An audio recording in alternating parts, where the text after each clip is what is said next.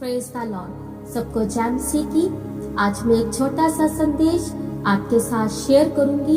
जो मेरा आज का टॉपिक है, बाइबल में 7 बांझ स्त्रियां। हम उन 7 बांझ स्त्रियों को हम स्क्रीन पर देखेंगे जिसने परमेश्वर ने उन स्त्रियों की कोख को खोल दिया था। तो आइए हम इस वचन को शुरू करेंगे। हम पहले वचन को स्क्रीन पर देख सकते हैं, जो उत्पत्ति की किताब 21 अध्याय 1 आयत से लेकर 3 आयत के इस वचन के अनुसार हम बाइबल में पहली स्त्री को देखेंगे जिसका नाम सारा था। सारा अब्राहम की पत्नी थी।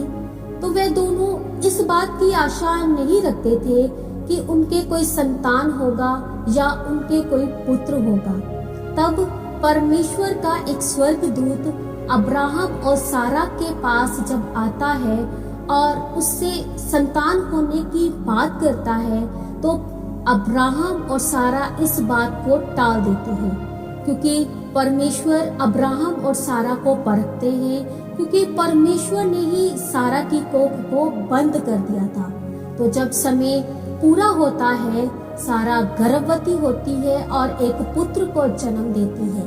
तो परमेश्वर ने अब्राहम और सारा को इसहाक बेटे की आशीष दी। तो परमेश्वर ने सारा और अब्राहम को इसहाक बेटे की आशीष दी। तो आइए हम दूसरे वचन को स्क्रीन पर देख सकते हैं, जो उत्पत्ति की किताब 25 अध्याय और 21 से लेकर 25 आयत के इस वचन के अनुसार हम दूसरी बांझ स्त्री को देखेंगे जिसका नाम रिबका था। रिबका इसहाक की पत्नी थी। इन दोनों के कोई संतान नहीं थी। तो इन दोनों ने मिलकर परमेश्वर के आगे दुहाई दी, परमेश्वर को पुकारा। तब परमेश्वर की दया इन दोनों पर होती है और परमेश्वर ने रिबका और इसहाक को 2 पुत्रों की आशीष दी। एक का नाम एसाव और दूसरे का नाम याकूब होता है। तो आइए हम तीसरे वचन को हम स्क्रीन पर देखेंगे, जो उत्पत्ति की किताब 29 अध्याय 31 और 32। इस वचन के अनुसार हम बाइबल में उस तीसरी बांझ स्त्री को देखेंगे जिसका नाम लिया था। लिया याकूब की पहली पत्नी थी और ये याकूब के मामा लाबान की बड़ी बेटी थी। लिया से जो बेटा उत्पन्न हुआ उसका नाम रूबेन था। तो आइए हम चौथे वचन को हम स्क्रीन पर देखेंगे, जो उत्पत्ति की किताब 20 आयत से लेकर 24 आयत तक। इस वचन के अनुसार हम चौथी इस बांझ स्त्री को देखेंगे जिसका नाम राहेल था। राहेल याकूब की दूसरी पत्नी थी और ये भी याकूब के मामा लाबान की छोटी बेटी थी। तो परमेश्वर ने राहेल पर दया की और इसने एक पुत्र को जन्म दिया जिसका नाम यूसुफ होता है। तो आइए हम 5वें वचन को हम स्क्रीन पर देखेंगे, जो न्यायों की किताब 13 अध्याय 24 आयत के इस वचन के अनुसार हम उस 5वीं स्त्री, जो बाइबल में नहीं है परंतु ये सोरावासी मोनाक की पत्नी होती है। बाइबल में इस 5वीं स्त्री का नाम नहीं है परंतु वह सोरावासी मोनाक की पत्नी होती है, जो कि शिमशोन का पिता था। तो एक स्वर्गदूत इस स्त्री को दिखाई देता है और ये स्वर्गदूत उस स्त्री को कहता है, तू बांझ होने के कारण तेरा कोई पुत्र नहीं है, पर अब तू गर्भवती होगी और एक पुत्र को जन्म देगी। तो ये स्वर्गदूत उसको ये चेतावनी भी देता है और कहता है कि अब से तू ना दाख मधु और ना मदिरा को पिए और ना किसी अशुद्ध वस्तु को खाए और ना उसके सिर पर छुरा फेराना, क्योंकि वे परमेश्वर का नाजिर होगा। तो स्वर्गदूत ने इस स्त्री को ये भी कहा कि ये इस्राएलियों को पलिश्तियों के हाथ से छुड़ाने वाला होगा। तो जब समय पूरा हुआ तो परमेश्वर ने उस स्त्री पर अपनी दया को प्रकट किया। वो स्त्री गर्भवती हुई और उसने एक पुत्र को जन्म दिया और उसका नाम शिमशोन रखा गया। उसका नाम शिमशोन रखा गया। आइए हम 6वें वचन को हम स्क्रीन पर देखेंगे, जो पहला शमूएल उसका पहला अध्याय। इस वचन के अनुसार छठी स्त्री जो हन्ना थी, छठी स्त्री जो हन्ना थी, हन्ना की पत्नी थी। एल्काना की 2 पत्नियां थी, एक का नाम पनीना और दूसरी का नाम हन्ना था। पनीना के तो पुत्र थे, पर हन्ना बांझ थी। हन्ना का पति था, वे हन्ना से ज्यादा प्रीति रखता था और उसे बार बार समझाता था। एक बार हन्ना यहोवा परमेश्वर के भवन में गई। वहाँ पर वे बहुत रोई, बिलख बिलख कर रोई। अपना सारा हाल, अपना सारा दुख उसने परमेश्वर को बताया। उसने परमेश्वर के आगे दुहाई दी। तब परमेश्वर की दया हन्ना पर होती है। वो गर्भवती होती है और एक पुत्र को जन्म देती है जिसका नाम शमूएल होता है, और वह दूध छुड़ाने तक शमूएल को अपने पास रखती है। तो जब वह बड़ा होता है तो वह शमूएल को परमेश्वर के भवन में अर्पण करती है, ताकि वह परमेश्वर के भवन में जाकर सेवा करे। ऐसा करने पर हन्ना के 3 बेटे और 2 बेटियां हुई।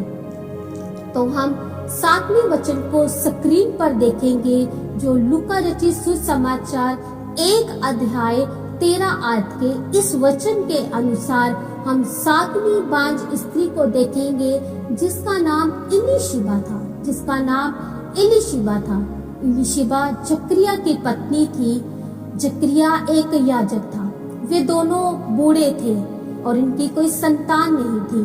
एक दिन जकरिया यहोवा के भवन में धूप जलाता था और उसे वेदी के दाहिनी ओर एक स्वर्गदूत खड़ा हुआ दिखाई दिया।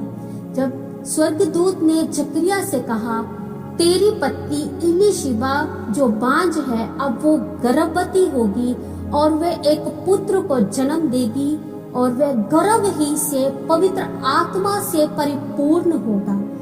तो जकरिया ने स्वर्गदूत की इस बात पर प्रतीति ना की।